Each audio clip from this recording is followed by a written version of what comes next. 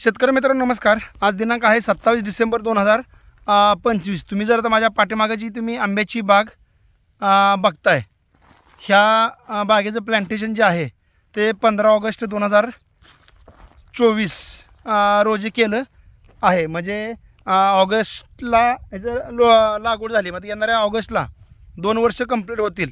म्हणजे आता अजून ऑगस्ट म्हणजे 1 वर्ष आणि 3-4 महिने झालेत म्हटलं तरी चालेल. म्हणजे 1.25 वर्षाची लागवड आहे. 5.5 झाडं आहेत. 7x12 या अंतरावर ही लागवड केली आहे.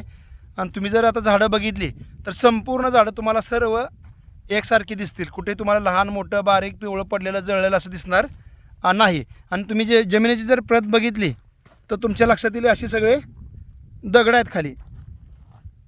हे अशी पूर्ण दगड आहेत.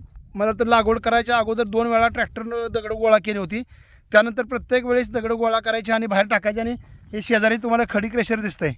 त्या खडी क्रेशर म्हणजे जिथं करते तिथं हार्ड जमीन असेल तरच खडी क्रेशरला जमीन घेतली जातात किंवा तिथं खडी क्रेशर प्लांट टाकला जातो. तर अशा जमिनीत आणि तुम्ही जर बघितलं तर साईडला आता बऱ्यापैकी असं सगळं माळ खोरं असं असल्यासारखं माळरान भाग आहे.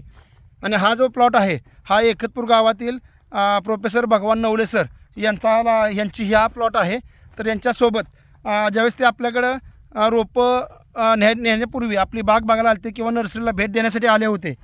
त्यानंतर ज्यावेळेस ते परत बघून गेले, बुकिंग करून गेले आणि ऑगस्टमध्ये 15 ऑगस्टला आपल्याला ते रोपं न्यायला आले होते. तर 15 ऑगस्ट दिवशीच आपण तुम्ही जर आपल्या चॅनलला व्हिजिट केली तर 15 ऑगस्ट 2024 रोजी सरांचा एक रोपं घेऊन जाताना आपला व्हिडिओ टाकला आहे. त्यानंतर 15 ऑगस्टला आल्यानंतर 2-3 दिवसात लागवड झाली. लागवड झाल्यानंतर ऑगस्ट नंतर लगेच सप्टेंबरला मला वाटतं 5 सप्टेंबर की 7 सप्टेंबर 2024ला या बागेची आपण पहिली छाटणी घेतली होती. आणि या बागेची पहिली छाटणी करत असताना पण आपण इथं आलो होतो. त्यांना छाटणी करून दाखवली होती. त्यांच्यानं छाटणी करून घेतली होती. तर सप्टेंबर 2024ला छाटणी केली. त्यानंतर पण त्याच्या 3-4 छाटणी झाल्या. आणि प्रत्येक वेळेस आपण इथे येऊन त्यांना गायडन्स करत असतो.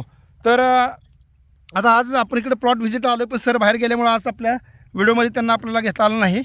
आणि अजून एक महत्त्वाचं म्हणजे ही जी झाडं आहेत ही झाडं आपल्या सई नर्सरीमधून घेतली आहेत.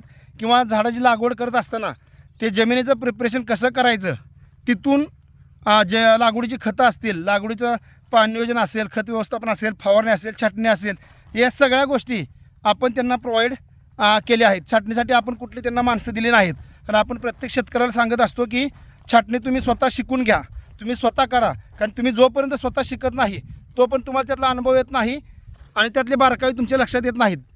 आता यात बऱ्याच वेळा रोपं घेऊन गेल्यानंतर शेतकरी आम्हाला सांगतात की तुम्हाला छाटणीची माणसं आहेत का, पाठवून देता का. छाटणीची माणसं पाठवून द्यायला पण काही अडचण नाही.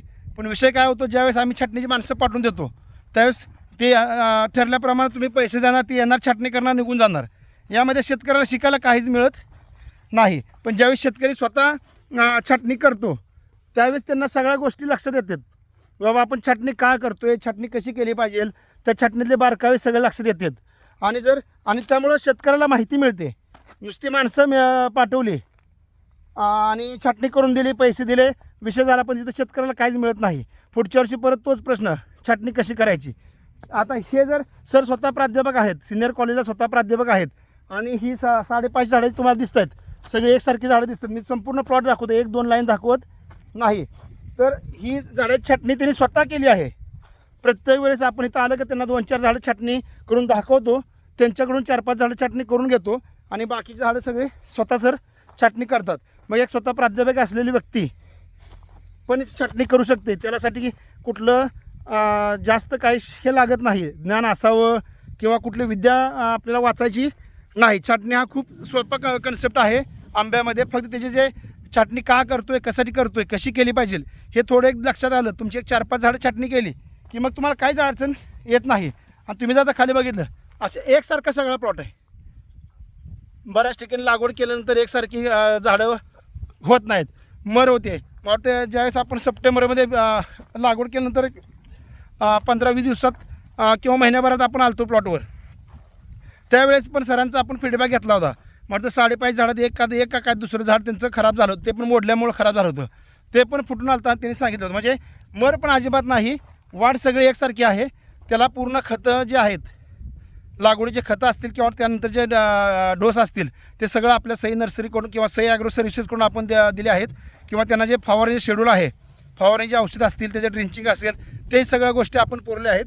आणि तुम्ही जर झाडं बघितली तर कोणती तुम्हाला अशी पालवीनं खाल्लं आहे किंवा कुरतडलं आहे, पान पिवळं पडलं आहे असं कुठेही दिसणार नाही. संपूर्ण ह्या जो 550 झाडाचा प्लॉट आहे पूर्ण, ह्यात असं तुम्हाला एकही झाड खराब दिसणार नाही किंवा एकही असं पिवळं पडलं आहे, खराब झालं आहे. त्यामुळं फक्त बऱ्याच वेळा आपण काय करतो, खूप लांब आहे तिकडं कधी जाऊ किंवा कोणतरी आपल्याला पोच आणून देतं आहे, कोणतरी करून देतं आहे म्हणून जर आपण लागवड करतो.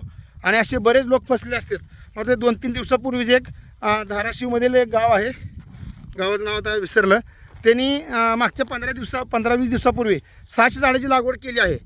आणि मला परवा दिवशी त्यांनी फोटो पाठवले. सगळे झाड लावताना 3, 4, 5 फुटाची झाडं आहेत आणि जवळजवळ त्या 600मध्ये 300 झाडं त्यांची पूर्ण जळून गेली आहेत.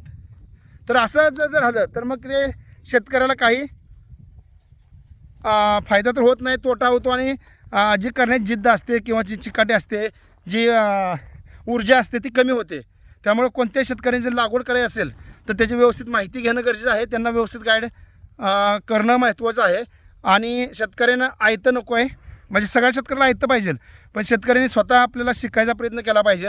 समजा मी एखादं औषध देतो आहे, फवारणीला देतो आहे, ह्याला का देत आहे, कशासाठी देत आहे, ते काय द्यावं लागतेच का, आणि त्याचा रिझल्ट काय येतो आहे ते पण तुम्ही जर स्वतः जर पाहिलं तर त्याचा तुम्हाला फायदा होणार आहे. तर तुम्हाला अशी जर अशा खडकाळ जमिनीत जर सुंदर प्लॉट तुम्हाला डेव्हलप करायचे असतील तर नक्की तुम्ही आपल्या सई नर्सरीला कॉन्टॅक्ट करा.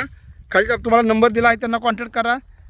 फोन जर बऱ्याच वेळा उचललं जात नाहीत, कारण असे बऱ्याच वेळा मी प्लॉट व्हिजिटला असतो किंवा आपल्याकडे काही शेतकरी प्लॉटला भेट देण्यासाठी येत असतात, त्यामुळे बऱ्याच वेळा फोन उचललं जात नाहीत. तुम्ही व्हॉट्सअपला पण मेसेज टाकू शकता. ज्याने कुणी आता लागवड केली आहे पण त्यांना आता काही त्रास होतो आहे, प्रॉब्लेम आहेत, त्याने तुमच्या बागेचे फोटो वगैरे पाठवा.